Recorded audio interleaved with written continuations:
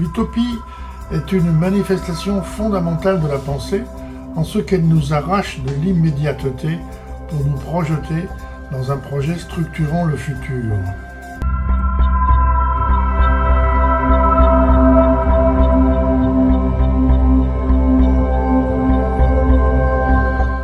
Là, je travaille avec cette tribu qu'on appelle les écolo-geeks, qui sont des gens qui pensent que la technologie peut nous aider à nous libérer, à nous permettre de prendre le pouvoir nous-mêmes. Et ma partie spécifique à moi, c'est le son, la radio. Donc je m'occupe de cette web radio qui s'appelle Environnement Sonore, qui est là pour à la fois porter la parole de l'écologie politique et permettre aux militants environnementaux, aux militants écolos, d'avoir un média qui est le leur et qui leur permet à eux de s'exprimer, de convaincre des gens. Donc c'est ça le boulot, c'est pour ça qu'il y a tout le matériel là, autour de moi.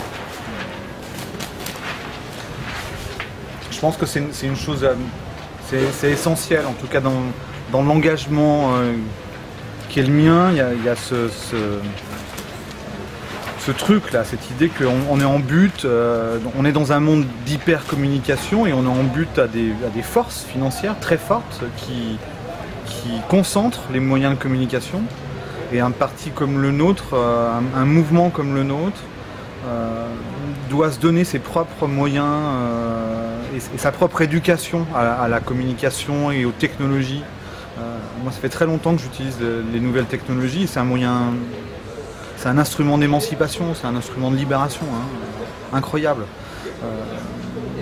Et il faut qu'on le transmette au peuple de l'écologie, comme on dit. Il faut qu'ils puissent se les approprier, parce que ça fait partie de notre ADN, de nous donner nos propres moyens d'émancipation. C'est vraiment un truc d'écolo.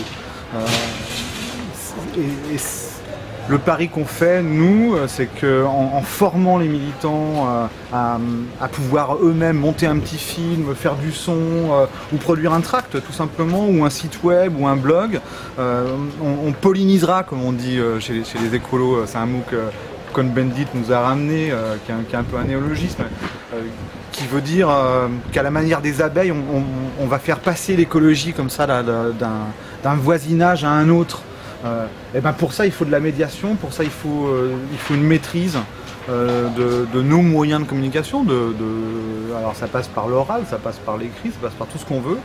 Mais voilà, alors ça c'est une des utopies très concrètes en fait. Et fondamentalement, j'aurais pas pu le faire dans un autre parti. Je crois qu'il n'y a que ce parti qui est capable d'avoir en son sein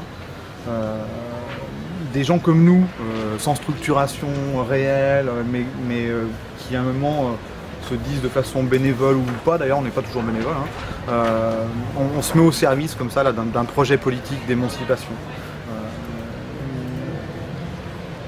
Donc ça c'est une utopie facile en fait à réaliser. Il y a d'autres utopies beaucoup plus difficiles.